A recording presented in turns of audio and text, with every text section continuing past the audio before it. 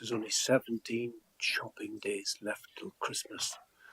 So if you haven't bought anything, time is running out.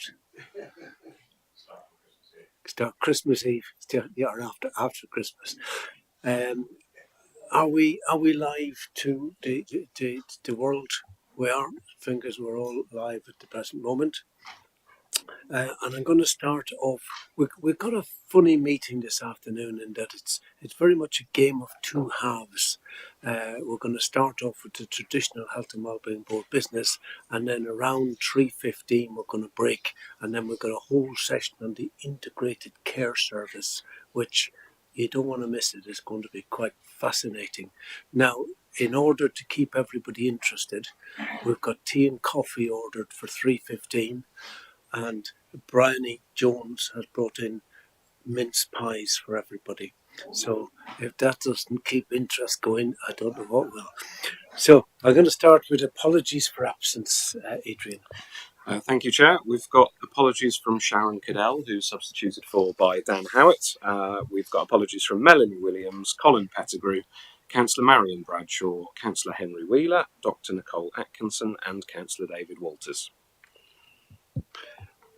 Thank you, Adrian. I'm going to ask for any declarations of interest by members declosable pecuniary or private interest. Declare them now, or if anything crops up later in the meeting, feel free to put your hand up to disclose them. Nothing. Thank you very much. And we're going to move on swiftly to the minutes of the last meeting. Now, it's interesting that the last meeting was back in October, and again, it was a hybrid meeting. It started off with our Stop Smoking and Smoke-Free Nottinghamshire policy, and then it moved on to a homeless workshop, which I think all of us who were present at will have found absolutely fantastically illuminating. It was beautifully presented, and we will be coming back to give you the details of that in our February meeting. So to look first of all at the pages of 5, 6 and 7, which are related to the securing a smoke-free generation for Nottinghamshire, and you'll remember with regards to that, the workshop that we had and everything that we put through. Did everybody agree? Who can remember that was a factual record of the minutes? All those in favour, raise your hands. Fantastic, thanks very much indeed.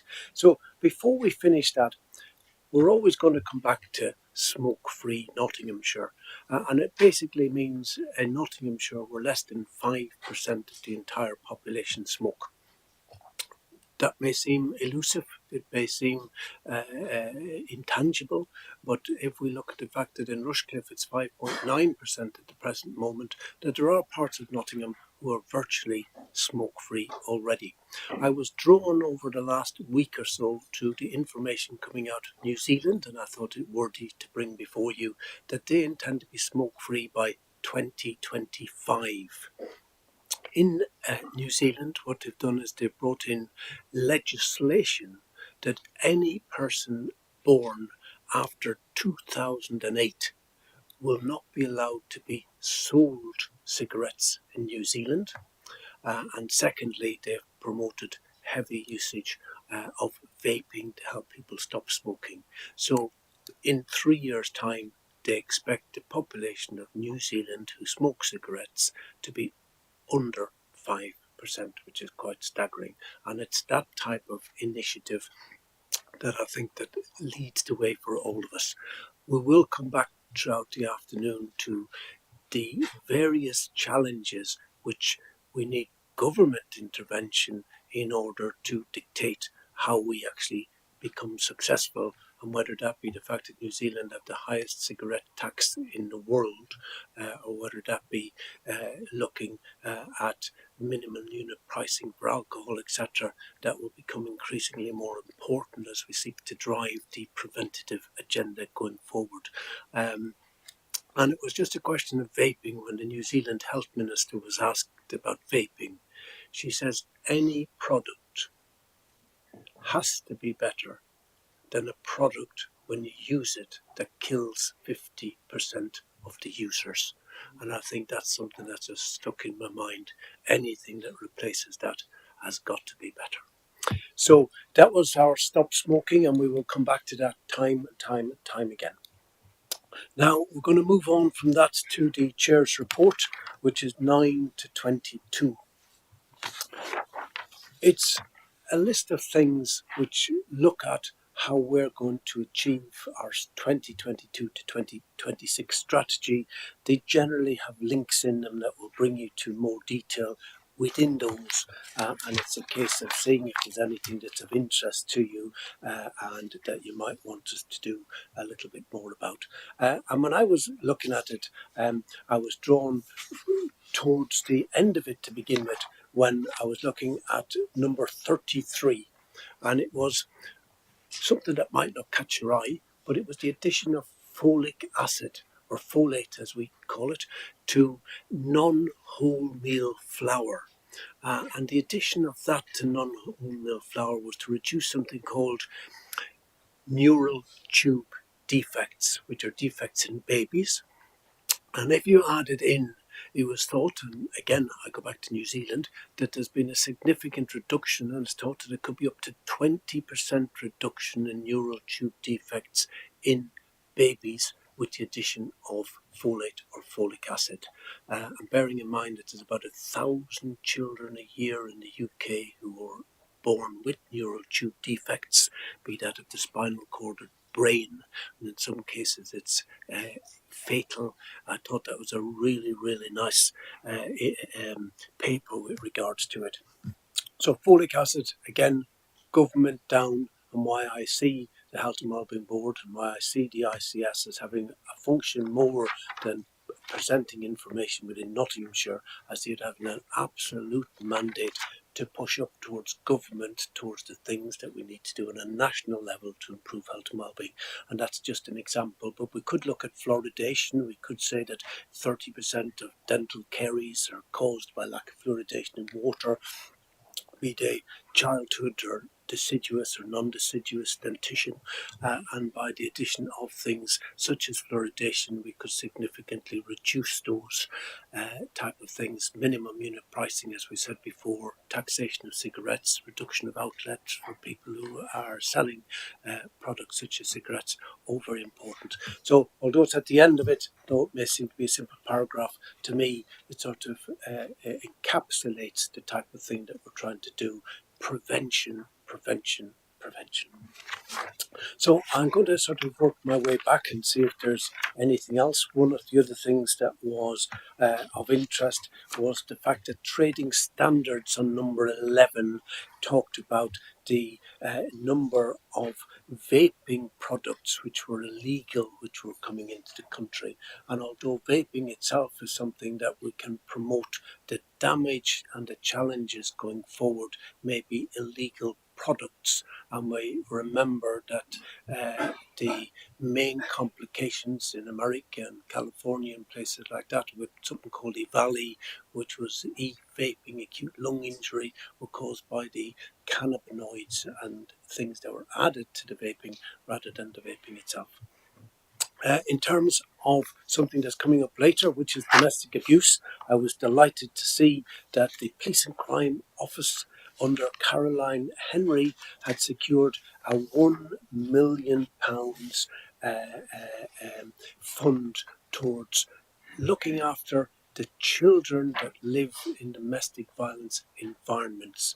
The beauty of it was going to teach people in preschool and in early years the factors to recognise a child that might exist within a domestic abuse environment, but just as importantly, to provide therapeutic interventions in order to help those children. So I thought that's £1 million. It's an abuse training package. It's access to specialist therapies, and I think that's quite an amazing thing. So we'll come back to domestic abuse and the impact that COVID has had on domestic abuse as we move forward. I would not be able to finish without mentioning the Sustainable Food Places programme. A year or so back, I presented a motion on the health of children and declared a nutritional emergency of the children of Nottinghamshire with regards to their diet. We highlighted the obesity rates and the fact that over 40% of 11-year-olds are currently overweight in Nottinghamshire. Highlights exactly what we were talking about, and the Sustainable Food Places puts us on the first step to developing programs locally and sustainably that may help us to address those issues, and I'm delighted to have been involved in it. So in terms of that, I must finish on the devolution deal. £1 billion devolution deal for the East Midlands. I'm going to have to say that there isn't a single thing in it that has anything to do with health and well-being, but that doesn't mean that it's not a very important deal, because in terms of health being dictated by factors largely within the community, if you've got a vibrant community, if we bring in investment, if we get better jobs, if we improve housing, if we improve people's lifestyle, there is collateral benefit, which I'm hoping will significantly come from the investment for the East Midlands deal. So that, although it doesn't directly deal with health and wellbeing, has the potential to have significant collateral improvement in it. And we have our own deal for health and wellbeing, which we'll be talking about in a few minutes, which is the integrated care service. So they were the things that jumped out from this chair's report. I'm happy to answer any questions or anything that anybody might have. Councillor Wilmot. Thank you very much, Chair. A few observations and also a few questions. We seem to have a lot of people here that could answer the questions that probably you can't. As far as healthy eating is concerned, it's a programme we've all been trying to introduce for some time, as you all know. But with all the fast food establishments opening at an extremely fast rate, it is going to be hard work for us to convince the residents of Nottinghamshire that healthy eating is essential to fight obesity and good health. And do not forget the opening of the delivery services by new companies all over the East Midlands. Again, fast food can be with you in 15 minutes. And that's a real problem as far as I can see, because telephone, 2 burgers, and it's with you in 15 minutes. That isn't healthy eating, as we all know. I welcome the 1.14 billion devolution deal. You say it's nothing to do with health and well-being, but I think it is really, because some of the money that's going to become available is going to be used to help people in every shape and form as far as the health is concerned. I'm sure that a lot of that money will be used by us. Can I say big help?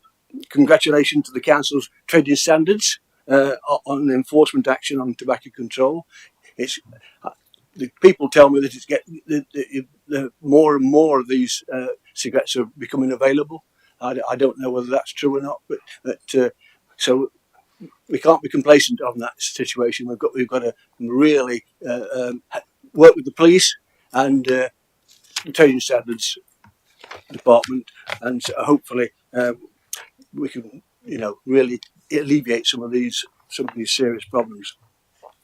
Hard times for this council, and as I say, children's emotional well-being and mental health is a serious problem and must be a priority for this authority, without any doubt at all. To this council, times are hard, and it is affecting many children's minds, so it is essential that we get the right treatment, and it is also essential that it is published where help can be obtained. That is a priority, getting to know where you can get help from, because at times people ask me these questions, and I'm obviously I know a few of the places that you can get help and so forth, but I'm not up to date with all of it, and it has to be presented to the people in some form or other, whether it be on Facebooks, council Facebooks.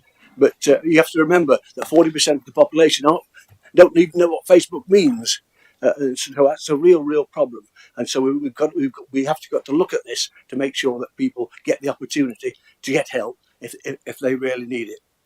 And as I say, the amount of suicides that have been recorded over the past few years is very disturbing. It really is disturbing, and there's something, there must be something that we can interject it into the system to help in that way. I welcome the launch of the Cost of Living Hub and the guidance split across 6 sections relating to different issues. I think that's an essential part that will help a great deal. In the cost of living crisis, I welcome the many churches who are joining warm room schemes all over Nottinghamshire. They're actually doing, but they're looking for resources. Many of the churches haven't got the funds to be able to have to do this, to put warm rooms. It's costing a fortune. And with this council and many other councils and other organisations, hope we will find some funding from somewhere to help in this issue, because it's absolutely essential that nobody becomes cold in this climate. And if you go outside now, it is very, very, very cold, and we've got a lot of homeless that are suffering on this issue. As I say, Chairman, if funding can be made available to these churches and other organisations that are helping get people off the streets, I would welcome that. And I'm sure the residents of Nottinghamshire would also work it. I welcome the £30,000, the 30 grand gap match funding made available in total to support the domestic abuse survivors. Again, it's a very serious issue, and because of the problem with the situation of the last 2 years, many people staying at home, more and more problems have risen, and it's put people under a lot of pressure, and we've got to think about that situation. And as I say, the recently £63,000 secured for safety enhancements in Hucknall Town Centre is very, very welcome, and I thank everybody that's been involved in that. I hope we take notice of the report that says the homeless people are missing out on the care they need. It says it in the report, so we do have to look generally at that, and deserve. And they don't deserve that sort of a situation because of lack of specialist provision. I'm also pleased that many councils are taking rough sleeping more seriously and are setting up a new rough sleeping strategy. Chairman, I've just gone through a few of the things. We have a lot of work in the next few years to put these things right. But I hope if we all work together, we can do something about it. Thank you. Thank you, Councillor Wilmot. I'm going to change it from the Chair's report to Councillor Wilmot's report. That was a tour de force. I'm going to say that there'll be nobody turning up in the council chamber for a warm room.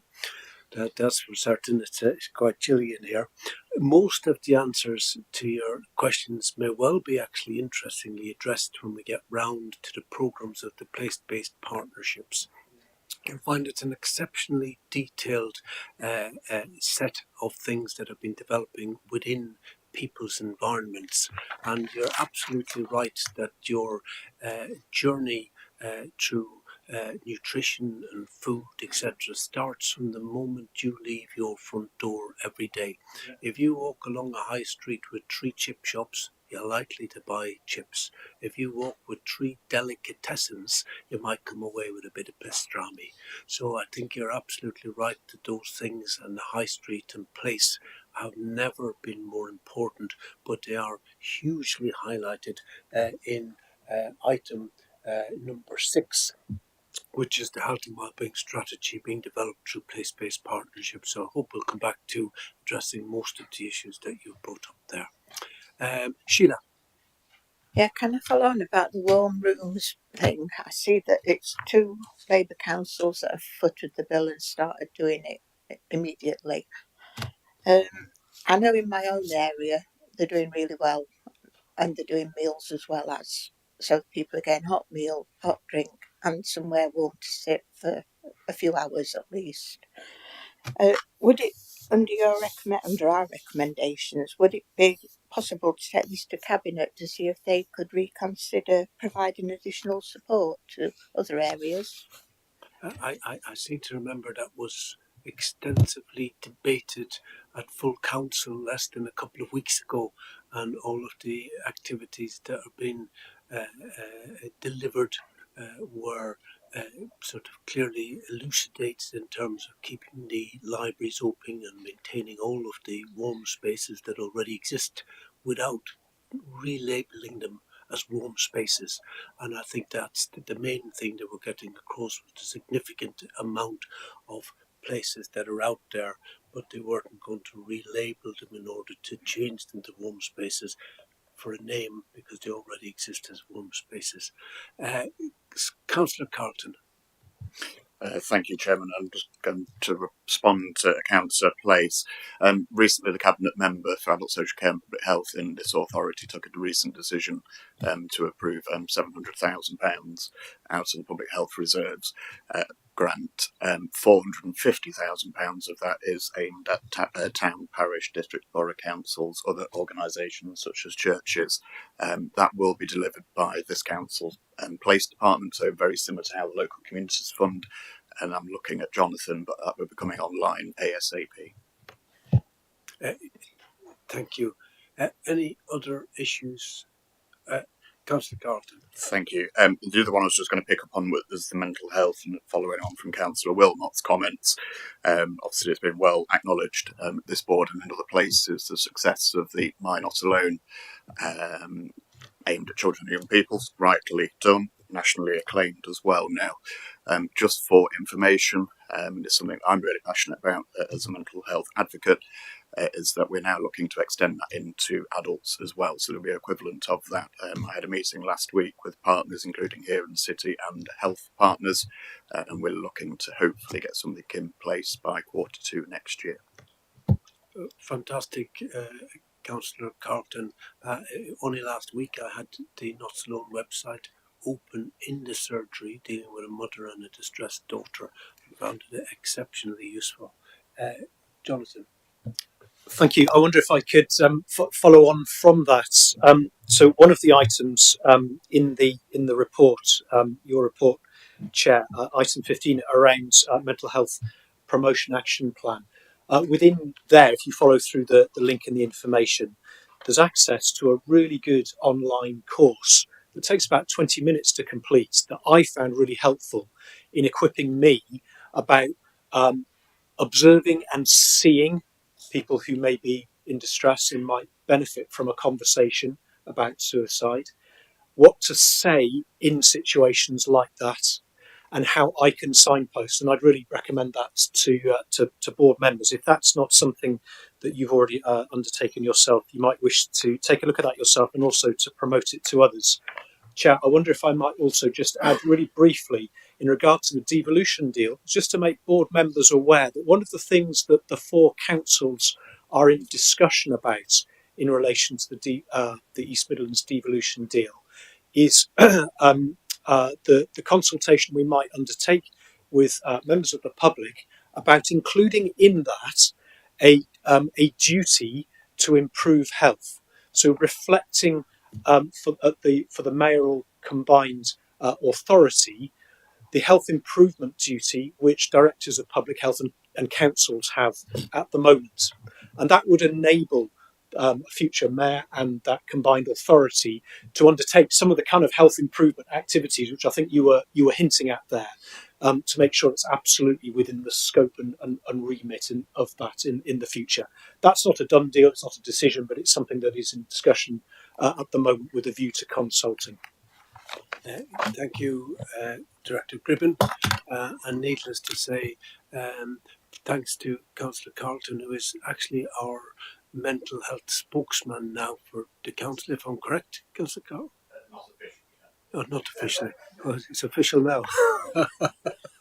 And that new year is an exceptionally tough time and often record some of the highest incidents of suicide of any time of the year.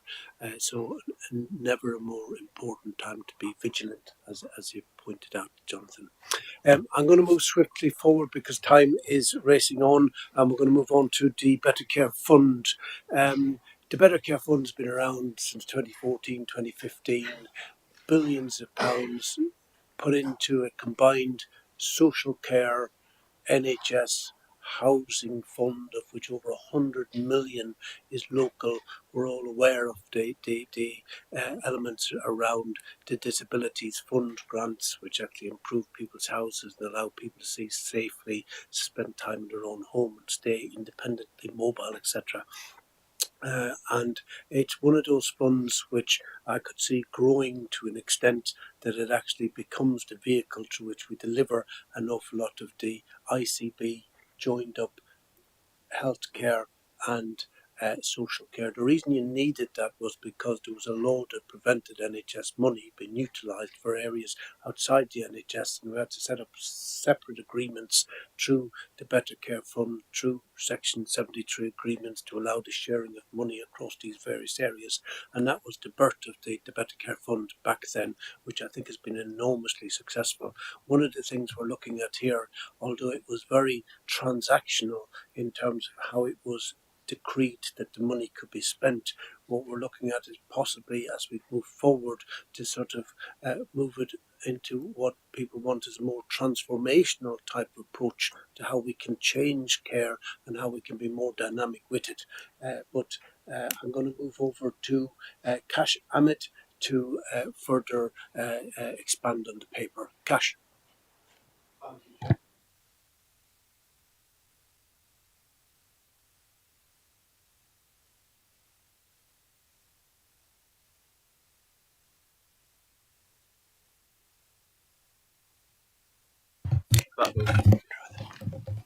Thank you. Okay. Thank you, Chair, for the introduction on the paper. Just there's two parts. So there's obviously one element of this is quite transactional in terms of the submission and the planning process, but the element that is also quite transformational approach, which I will ask Naomi Robinson from ICB to talk through, who has joined through the teams as well. So in terms of uh, the the purpose of the report is to seek endorsement, approval from Health and Wellbeing Board, formally ratification from the board in relation to the 2022-23 Better Care Fund planning requirements. And there are associated documents that set out the Nottinghamshire plan in relation to the BCF and the £103 million pool budget arrangements that we have in place for since 2014, so for considerable time. What I would like to just add a couple of points in relation to this is that I think in all of the kind of complex arrangements we've got in place, the BCF in essence, its overarching aim is to enable people to stay well, safe and independent at home for longer, and also ensure that we're able to provide the right care in the right place at the right time. Those are our overarching ambitions of the BCF. In order to achieve those, we have a pool budget arrangement for a range of different services, community services that are in relation to prevention and early intervention services, anticipatory care services, and discharge to assess. And the plan sets out all the spend and all the arrangements that we have in place for all of those set of services. And so that's the context and the overarching aim and how we approach moving forward. In terms of the other elements that are key elements around the submission process, is that as a local system we have to comply with the financial requirements, and one of the key national conditions is to maintain and protect social care, in particularly NHS contribution to social care, and again that we've been able to ensure that that is the case. And what we also have is all of the schemes are aligned to achieve the core metrics. So there are a number of core performance metrics around the BCF national conditions that we have to achieve. At the moment, we are on track in achieving all of those metrics, performance metrics going forward. So that's the bit I would describe transactional. However, as the chair alluded to, is we want to use the BCF arrangements to drive innovation, to drive integration, and transform services. And so, more in recent weeks, as an ICS, we've been having lots of conversation. How do we do that? And so, I'm just going to now invite Naomi just to talk briefly through a proposed approach to how we do we're calling it, the terminology is root and branch review of the BCF as a joint approach, and so we can really improve outcomes and ensure we get value for money for our residents. Naomi? Hi, thank you, Cash. Yes, so we've already completed, I guess, what would be called phase one of this joint review, which is taking us to where we are now. And part of the national requirements for submission is a narrative plan. And we've done that in partnership, and it describes the review so far. Our reviews on the schemes and things that we commission are evidence-based against kind of a lot of the kind of national data around kind of discharging from hospital, keeping people well, and strength-based approaches to keep people independent. But the review also found that we are not realising all of the potential to commission those jointly, to plan them jointly, and therefore enable services to work in a really integrated, seamless way. So this phase two that Cash referred to, that root and branch review, aims to look at the services under those high-level funding schemes, which are funding evidence-based provisions, but understand those service models, understand the outcomes that they're delivering, the level of integration that would be aspired to within those services, which other agencies or provisions do they need to work with. So work with commissioning colleagues to look at each one of those, to group them sensibly, and then come up with a set of joint short and long-term commissioning intentions around each grouping of those services, so that we start to have this much more detailed but still strategic plan about how we are going to collaboratively drive forward that transformation, that we realise that this arrangement with the Better Care Fund and the Section 75 agreement that sits behind it, and the Health and Wellbeing Board as our governing kind of oversight to that, and then the emerging kind of place-based partnerships, provider collaboratives. So looking at how we can pull together those joint commissioning intentions that will realise all of those opportunities that we see, and kind of working together to commission future services that enable services to wrap around the person and work more seamlessly.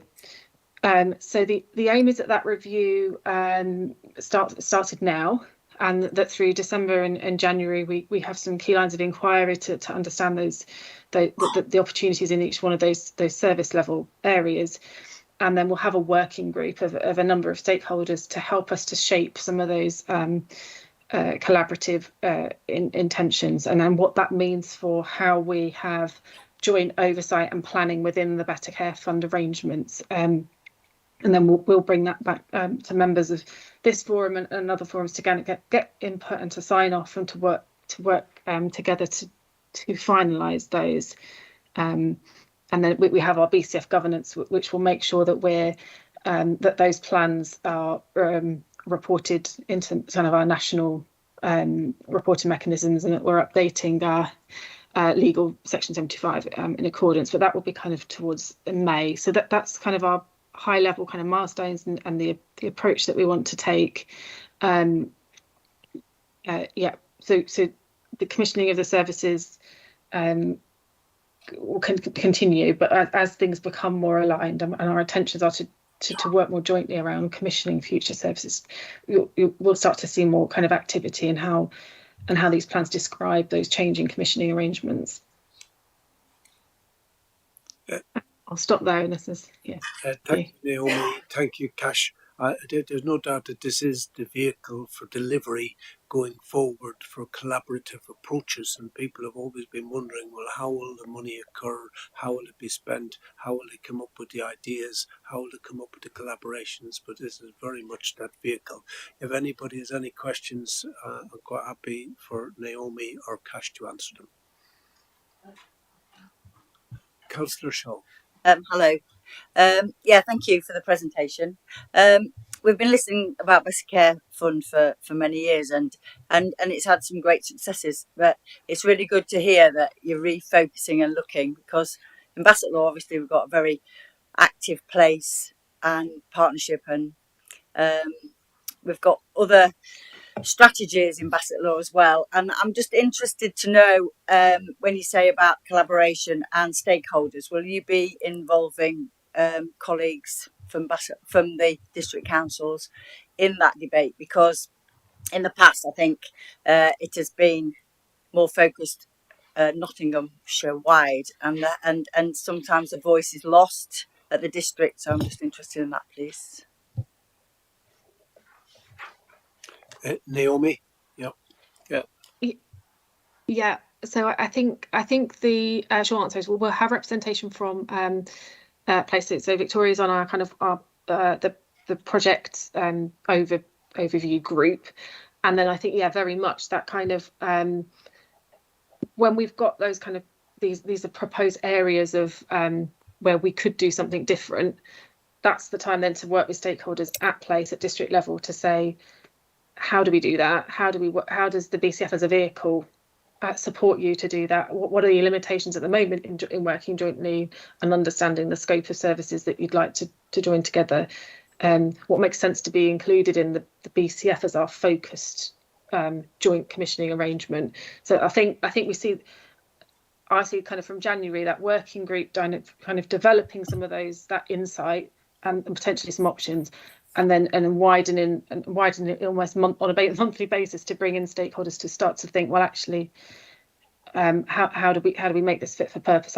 What's our planning going to have to be around this and district? But yes, got place representation involved in this stage at the moment as well.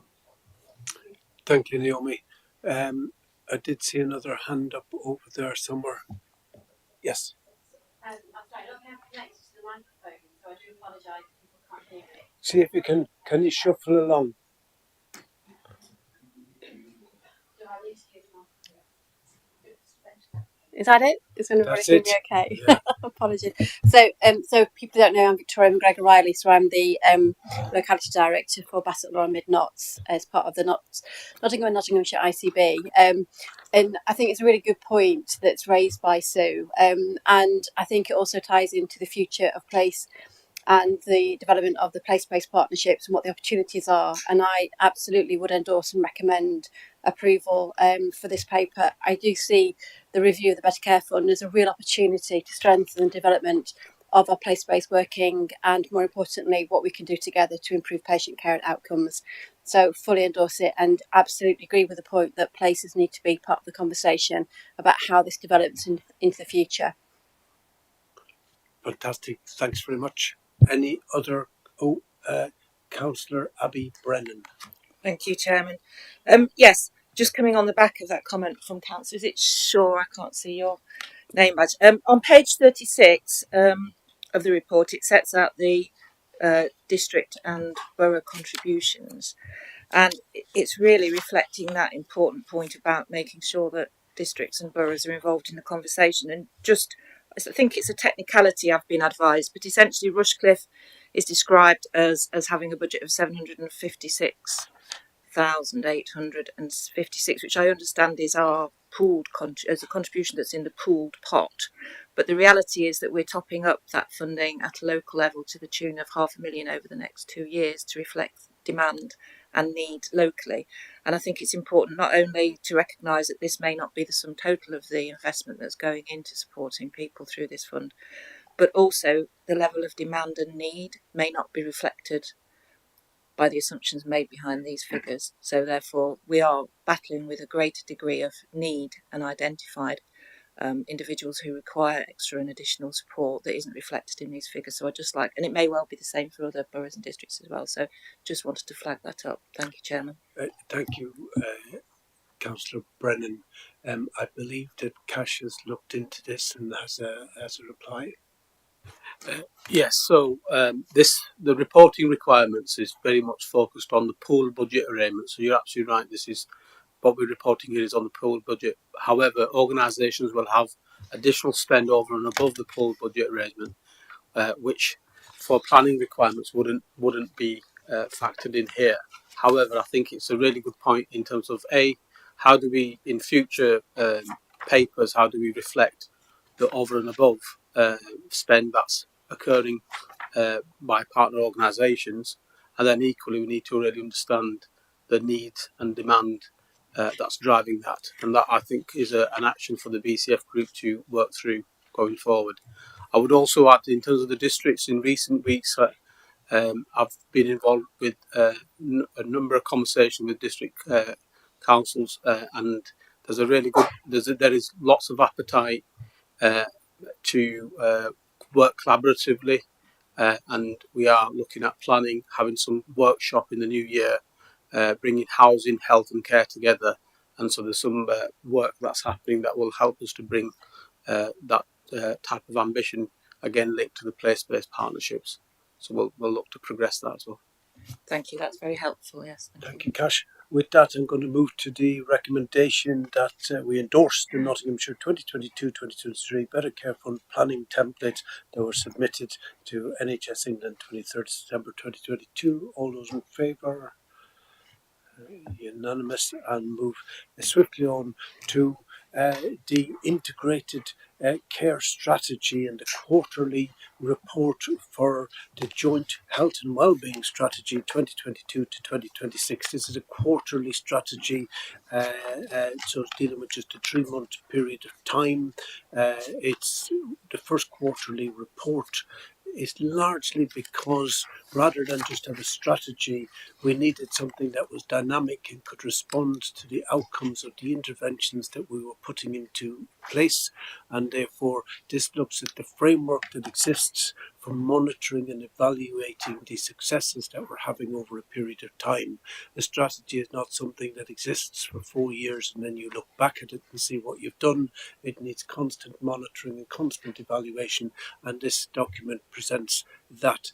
The most content of it is things that have been initiated, and as you'll expect over 3 or 4 months' time, those initiations will take a certain length of time before the actual outcomes are there. But it's nice to see that these things are being initiated, and we have Sue Foley on Teams going to update us. Over to you, Sue. Great, thank you very much, Chair. Just checking everyone can see the slides. Can you see the slides? Yeah, all good, Sue. Yep. All good. Okay. Okay. Right. So, yes, thank you for having me here to just give an overview of the first quarterly reports of our joint health and wellbeing strategy. To say, as Chair has said, the purpose of the reports is to give that update on the progress of the implementation of our strategy, any particular areas of success that we've had, any challenges as well to note, and also to have that lived experience voice emphasised. And there's quite a few case studies within the reports that hopefully just serve to have that emphasis on that lived experience and make the report a lot richer in its contents.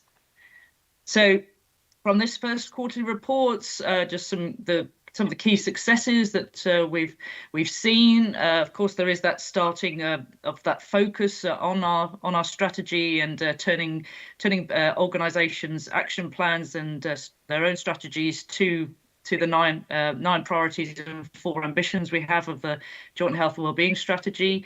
For ambition 1, there was the learning lab for best start, and of course learning labs are looking at a space for observation, experimentation and evaluation of rethinking of learning, and there's a lot of those going on as we speak, particularly with the ICS. So I think that's a new and exciting way of examining challenges and issues. For Ambition 2, and as Chair said, and particularly in the Chair's report there, as more around food insecurity and those that food charter being implemented, and as have been spoken about already, that mental health promotion action plan that focus on mental health is really coming through, and you see plans are being put in place. And for Ambition 4, for those vulnerable and marginalised populations, we do have Make Every Adult Matter, and that's particularly focusing on homelessness at the beginning, but we're hoping to expand that out to those other priorities such as domestic abuse, mental health and substance misuse. So those are some of the main successes. Key challenges that come through in the report from organisations. It is a challenge around how we monitor and evaluate this plan. It is one for multiple organisations looking at a lot of different areas. So this is an evolving process as we go through. Obviously, this is the first report, but we're looking to constantly monitor how we actually do this reporting, what works best, what actually really shows how things are actually being successfully implemented as we go along. So just to point out, obviously this is a first report of the strategy, but as we go along, we'd like that feedback from yourselves as to what works for you in terms of reporting and what you feel should be included. So it's always going to be an ongoing and evolving process. Another challenge that really came through was around short-term funding, particularly of projects. So how can organisations really look at that and be able to try and have funding on a more ongoing or longer-term basis?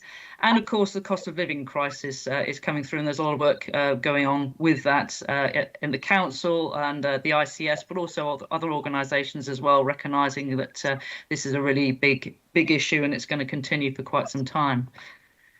So considerations for yourselves as members of the board to take away. So what learning could be taken back to your organisation? As Chair said, there's a lot of initiatives being started because of the strategy, particularly that learning lab approach, the mental health promotion action plan, what aspects could be done around that, the food insecurity work. As I've said, the Making Every Adult Matter is being mainly focused on homelessness at the moment, but there are principles that could be taken back into organisations around marginalised populations that could be incorporated into the work already being done. Also, how can the issue of that short-term funding be addressed? Are there opportunities for joint funding or for pooled funding, or for just another way of looking at projects and how they can actually be addressed and sustained as well, particularly around workforce. And the cost of living crisis, there's a lot of work going on around organisations, and so how can we best coordinate those efforts to make sure that we're not duplicating, but also we aren't having any gaps in what we're doing to address the cost of living crisis. So it's just thoughts for members looking at that report as to what you can take away into your own organisations, and just have that learning loop and feedback loop coming back into organisations, but also back to the board as well in terms of learning. So looking forward, so the next report, we will have at least in hopefully draft form those place-based partnerships, health and wellbeing plans. There is the integrated care strategy, which is just about in its final draft, I believe, and that's going to be a really important document as well to inform what the ICS is doing, and it's based around our joint health and wellbeing strategies, us and City as well. There's other organisations and also group work that is going on. Admittedly, this first report is concentrated on the place-based partnerships as the main delivery for our joint health and wellbeing strategy. But we know there are other organisations and divisions within the council, but also around the county that are also doing some great work that need to be incorporated. And in terms of data, we're going to have obviously objectives and possibly targets brought into our reports as well. And there is a new Office of National Statistics Health Index that does break down health into a single value that can be looked to compare different areas, but also different years as well, as to how health and wellbeing is doing in Nottinghamshire. So that's a new index that's been brought out that we'll put in the chair's report next time to give you an idea of what that's all about. But hopefully we can incorporate that into our plans as well in our reporting.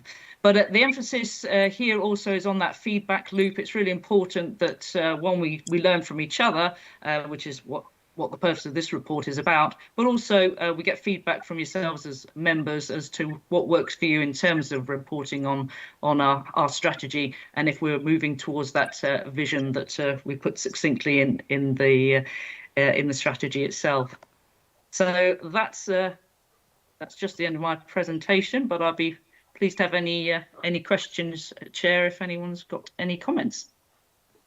Thanks very much, Sue. I mean, it shows how the strategy is actually becoming a visible, living delivery of improvements of health and wellbeing to the people of Nottingham.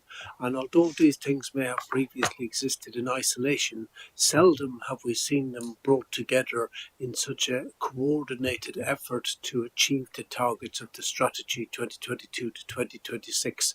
Is the first quarterly report, and it'll be very interesting to see how we build on that.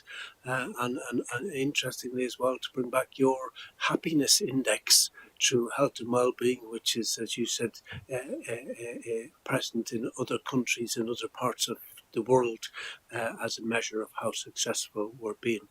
Any questions for Sue with regard to Councillor Wilmot? Thank you very much, Chair. It seems the cost of living crisis has been raised as a major challenge by all the multiple partners, and food insecurity has been identified as a major problem due to the increased demand of food at food banks and increasing demand of people in crisis. And it is saying that the community food infrastructure requires ongoing support. I just wondered, will it be getting any of that support, and urgently? The report says that this problem disproportionately affects low-income households with children, people with long-term conditions, people living in deprived areas, people from Black, Asian and other minority ethnic groups, people with disabilities, older adults and financially vulnerable families and vulnerable adults. In fact, the report says it is a serious challenge. I just wondered what schemes have we got to help these people and what funding is going to be made available in the near future. Thank you, Chair. Thank you, Councillor Wilmot. I'm going to pass that to Director Jonathan Gribben for an answer. Jonathan. Yep, thank you for the question, Councillor Wilmot. In regard to cost of living measures and food insecurity, Councillor Carlton mentioned one initiative which the County Council is taking, and that involves an investment of something in the order of £700,000 from the Public Health Grant. That's seeking to tackle cost of living crisis or contribute to it in 2 or 3 different ways. One element of that is to support households around energy efficiency, and there'll be some work that focuses very much on that. Another element of what he referred to is intended to be tackling food insecurity, and that will be making grants available to our third sector organisations to enable them to continue some of the existing work that they do out in our communities, recognising, as I properly should, the enormous debt that we owe to those organisations and the reach that they have right into many communities. There's another element of it which relates to strengthening some of what we do around benefits advice and the information and guidance as part of that. So that's just one part of what the County Council is doing. I'm aware that there is the County Council is also the channel through which some funding from national government is made available to households around cost of living. And of course, I'm aware too that members from around district and borough councils, other members of the Health and Wellbeing Board, would also have their own cost of living measures and interventions in place in their particular localities. Thanks. Yeah, just a quick one. Where would they obtain this information you just told me? Or where will organisations obtain the information? So the monies made available that will be made available to community organisations, that will be through our local communities fund, which is administered by the Place Department of the County Council. So and they already, as you know, they already have good arrangements for cascading out and communicating out information like that to our voluntary sector. So that's the route that will be chosen. Thanks. Thank you. I'm going to move to the recommendations to review the quarterly report and consider whether there are any actions the Health and Wellbeing Board need to take in relation to the various issues, and move it as for seconder. I'll second that, Chairman. All those in favour? Thank you. We're going to move on now to the Nottinghamshire COVID impact assessment on domestic abuse. And COVID had significant impacts on probably every single aspect of people's lives, from mental health and isolation, and drugs, alcohol, obesity, you name it. There's very little that wasn't affected by the years of COVID. The idea of the COVID impact assessments, and there are many of them ongoing at the present moment, is to look at what we can see that needs to be commissioned to address the challenges that have come out of COVID. Domestic abuse is one of our key aims in our strategy to help tackle it in 2022 to 2026, and this is the first report on the COVID impact assessment that has come out. There was a huge increase in domestic abuse. If you were going to write a charter to allow abuse, it would be to have people locked up in their own home, unable to leave their own home, trapped with the very people who were their tormentors and abusers, be that physical, be that psychological, be that economic, etc. So it was no surprise that it did have a significant impact on that. I suspect that a lot of domestic abuse is significantly underreported by its own very nature. We've heard earlier on about the importance of children who live in domestic abuse type environments. So I'm going to pass over to Sue again. Sue, over to you. Thanks, Chair. Yes, sorry, yes, me again. So yes, thank you for the introduction. So yes, it is the first report, phase 2 of our COVID impact assessment, which is on domestic abuse. Ooh, my slides will go. Okay, so I'll just quickly go through the main approach to the impact assessment. There's a focus on the 3 areas, which was on the impact of domestic abuse services over time and the different phases, impact on those who provide those services, and more importantly, the impact on the risk and protective factors for victims or survivors, and the opportunistic factors for perpetrators as well. So we did quite a lot of analysis of our local, regional and national data that was available, and there was a literature review of the current academic research from early May 2020 to May 2022. So the initial findings were brought to the Nottinghamshire Domestic Abuse Partnership Board in June, with the initial findings, then the final report and recommendations on the 15th of September. So this will be the main vehicle through which the recommendations are going to be implemented. So the key findings, and I put it in bold because this is coming through, of course, through all the phases that are in progress so far. The main point is that those who were disadvantaged before the pandemic were even more so during and after. So those who were particularly vulnerable, not just to domestic abuse, but to a lot of other things before the pandemic, and had those inequalities, those wider determinants and building blocks that we talk about, particularly around economic disadvantage, were even more impacted during the pandemic, and we're finding after as well. So that's the main point that's really coming through throughout the whole COVID impact assessment. For domestic abuse in particular, what came through in the academic literature was that the viewpoint we're already in a pandemic of domestic abuse, unfortunately, and so the effects on domestic abuse that the COVID had on it was that it was either a shadow pandemic or a pandemic within a pandemic due to its scale and the scale of the impact. The pandemic, as alluded to by the chair, acted as an escalator and intensifier of existing abuse, and it may have initiated first times of abuse because of that unique situation of being locked up and no means of escape during lockdown, and also, of course, removed those usual protective factors of social contact, of getting out, of going to work, and actually be able to leave the place. In terms of perpetrators, provided them different methods and reasoning behind their coercive behaviour. So the reasoning and the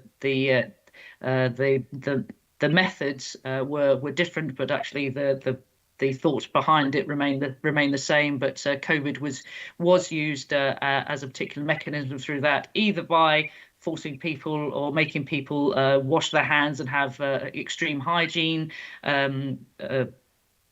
requests or demands, through to reporting people for breaking COVID rules when they hadn't, to stop them seeing their children and all kinds of things. So yeah, it was used by the perpetrators in a lot of different respects. In terms of services, there were differing trends on demands of services. Demands went up and down at different times and over different phases, so that needs to be further explored. And of course, the resilience of services was severely tested, and my colleague Rebecca is going to give examples of how services adapted and actually managed to make the situation as better as they could for survivors. And there were different experiences of staff as well, depending on their own circumstances. So I'll pass over to Rebecca, who just gives some lived experiences from the perspectives of providers of domestic abuse services, but also, more importantly, those survivors, to really just give an illustration of the effect of the pandemic. So Rebecca, thanks. Thank you. So I've been invited here today to really share the view of survivors, but also the view of services and the challenges that services faced during the pandemic. So I wanted to really share initially with you the challenges shared with us from the helpline. So our helpline is a 24-hour helpline for women across the county, and it also covers the city. And we found that the helpline's cases doubled during the pandemic, and these have not returned to pre-pandemic levels to date. We did see initial changes that had to take place in order to move the system from being based within an organisation to being based within people's homes, which meant that all of the team had to work from home, taking some very difficult calls. And that was also having to be managed alongside other family needs, including homeschooling, care responsibilities, shielding for themselves or shielding potentially to protect others. Support for staff was provided virtually, but the pressures increased significantly. And staff have reported to us that they found that they were not only taking calls from survivors, but were taking calls from professionals who were offloading the stresses and challenges that they were facing in managing the needs of clients who basically were living in their own homes with abusers. So there was quite a lot of stress within the system. They said to us about survivors who were calling them that many were stating that they had used work of their way of managing abuse. So it was their way to escape from the perpetrator. And they also felt that the enforcement of lockdown restrictions had created an initial and continued entrapment. So many survivors who were identifying domestic abuse during the pandemic were first-time survivors or first-time identified survivors, and that was identified as because of the initial and increased time that they were spending at home with the perpetrator, and this led to very emotional and difficult calls being taken. So we also heard that there was a lot more calls with mental health needs. So this was incredibly stressful and challenging for all staff, who reported that they were receiving these calls in isolation, sometimes within their bedrooms. The staff identified that they'd lost contact with some wider Juno services during this time, and they also lost that ability to offload and speak to colleagues after those difficult conversations, which is a way of managing the stresses staff may be experiencing. So this resulted in an increased sickness within the team. This has continued into long-term sickness, sometimes due to COVID, sometimes due to stress-related absences, and we're still seeing that this is quite a challenge to recruit staff into domestic abuse services, but also to recognise those stresses that happened during the COVID period that still haven't fully gone away. So that's the information from our services. Thank you. Thank you, Rebecca. Thank you, Sue. Back to you, Sue. Let me to continue with this one, Sue, as well for you. Yes, you go. Yeah. So this is also some quotes that we've heard from services from survivors that have been shared following the Prime Minister's initiation of lockdown. There were things being said by perpetrators where they were already living in abusive environments. So the words like "let the games begin" really emphasises how perpetrators knew that this was an opportunity and they were going to take this opportunity. The acknowledgement that there was a reduction in the support available from both family, friends, and also the ability to get away and go to work or have those places of safety. I think we know that the impact of COVID will live long with a lot of the survivors, and this has continued to be demonstrated with the high numbers of MARAT referrals that we have, but also the high numbers of requests for counselling and support and therapeutic support in order to, I think, recover from the abuse that took place during the last 2 years. Thanks, Rebecca. So what are we going to do with these 8 recommendations that have come out from the report? So it's going to be the responsibility of the Nottinghamshire Domestic Abuse Partnership to take them forward. So they've established a task and finish group to review the recommendations and develop this action plan. And also they're looking at the system learning, because there's an impact of these extraordinary circumstances that you could say, oh, well, that was just a one-off, wasn't it? Well, we're already in a cost of living crisis. So the system needs to be able to cope and be resilient in the face of these extraordinary circumstances. So that's the system learning that's going to be taken forward as well. In terms of the role of the Health and Wellbeing Board, it's just this tracking and monitoring role, just making sure these recommendations are going to be taken forward. So we've said that the Domestic Abuse Board should provide an update to the Health and Wellbeing Board in 3 months to show that this task and finish group has reviewed the recommendations and there is an action plan to take things forward. Just in terms of the next report, it is going to be on mental health, and so what we're looking at is children and young people, also self-harm, and also social isolation and loneliness as well. So that's the focus of the next phase 3 report on mental health. So that's going to be in the new year for that one coming through. So thank you very much. And any questions from the board, please? Thank you, Sue. Thank you, Rebecca. I think Rebecca captured exceptionally well the terror and the feeling of entrapment through that presentation. And I think that the recommendations, Sue, for those who haven't seen them, are on page 121, particularly around the fact that we need to properly resource emergency planning, that we need to recognise disproportionately affected groups, that not everybody is affected equally, and evidence-based interventions, etc. Councillor Wilmot. Thank you, Chair.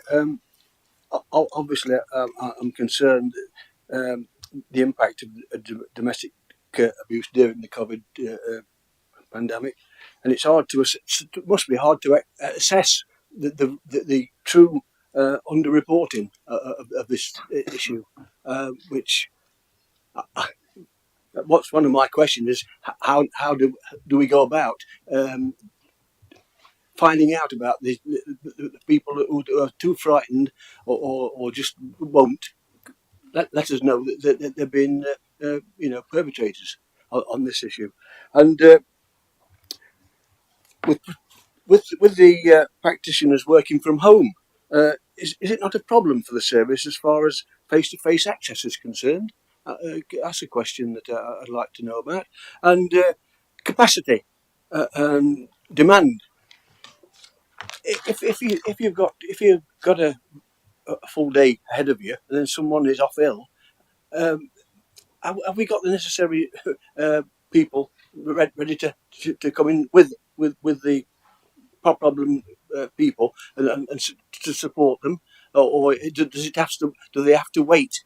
Because it seems to me you're under a lot of pressure already, and I would think if suddenly 5 or 6 people suddenly became ill and not at work, you'd have a real problem. I wonder if you could answer those questions for me. Yes, Councillor Wilmot, thank you very much. I do remember when we were having in general practice land information around detecting domestic abuse. It was particularly how to get somebody to be able to confidentially disclose what was going on, as they often attended with partners or within earshot of partners, and how subtly you could actually give people numbers that they could ring, private ways of contacting. Normally speaking, we would have sort of a board up in the toilets that you could pull off a number that would allow you direct access. We would have pens that when you opened them up had a number within them. And it was really, really a way of trying to protect a person who discloses from the person who's perpetrating that, to allow that to occur safely, which is a really, really difficult thing to do. Sue, would you like to talk about statistics and how we gather them? Thanks, Justin. I'll leave Rebecca to talk about the services. Yeah, in terms of statistics, it's recognised nationally that there is under reporting, and as Chair said, trying to get that disclosure is a real difficulty. So I think that in terms of measures to try and make every opportunity possible for potential victims to survivors to actually be able to disclose, I think is really important. In terms of data and collecting it, there were a few issues that you find in a report that we couldn't get data about, and I think courts was one of them as well. That was a real tricky one. So there's quite a few aspects coming from the report and also from other phases that are nearing completion, that there is, in terms of data, there is completeness issues that we need to have a look at in terms of being able to get a complete picture. But I'll leave Rebecca to talk about services. Thank you. So to comment upon the face-to-face delivery question, services initially during the COVID period were working remotely, so they delivered all services virtually via telephone, via other opportunities, and then as COVID restrictions allowed, they did start to move to face-to-face models, particularly with children who were less likely to be taking up the non-face-to-face models during the COVID time. That's increased now so that the offer of face-to-face is there. So it's not something that isn't available, but what we do offer is choice. So we find that a lot of survivors do prefer telephone or non-face-to-face support. And I think that's actually something that's changed through COVID, as more people have recognised that they can receive quality support in that way. So talking and answering the question around capacity and demand, the demand is still very high for domestic abuse services and capacity is stretched. Our services are under immense pressure, but I think part of that is due to the numbers going through the MARIC system, so the multi-agency risk assessment conferences, where high-risk survivors go through and receive support. We have double the numbers of people going through the MARICs now than we did pre-COVID, and that's something that keeps increasing rather than decreasing. And we are concerned by the cost of living challenges and the impact that might have on further increasing MARIC referrals. That has a knock-on effect for the wider services in domestic abuse, due to the wider services not being able to be focused on the needs of those standard and medium risk survivors. So that's something that is a challenge. It's something myself and my team are talking to services about. And we're looking at ways that we can try and address that. This is further compounded by the issues within services around recruitment and retention of staff. As I shared earlier with the helpline service, it's been incredibly challenging, and that's had a knock-on effect to be the ability to recruit staff, but also some staff choosing to leave. And that's something that the services are continuing to look at new ways of approaching, so that they can try and be as attractive as possible. But it is a challenge that needs noting. Thank you. Thank you, Rebecca. I'm going to move the recommendations for the report. The Health and Wellbeing Board is asked to consider whether there's any actions required by the Health and Wellbeing Board related to the various issues outlined, and to receive an update from the Domestic Abuse Local Partnership Board on the 8th of March 2023. Councillor Carlton, can I have a seconder for the... I'll second those, Chairman. All those in favour? Okay, I'm going to move on to the workshop, which has already been introduced by Sue, to tell us that the next report back on COVID impact assessment will indeed be the impact on mental health. I saw a statistic recently where 1 in 4 children in Nottinghamshire are declared that they have mental health problems, and if you look at 176,000 children, that's over 40,000. That's huge. We're also going to bring back the homelessness update from the workshop, and that is on the 1st of February. Now, this meeting is a hybrid meeting and never to be replicated. We have a once-off coffee, tea and mince pies. So I would say to avail of those now, and we'll meet in 10 minutes time at 3:30 here to go on to the integrated care strategy. Thank you very much.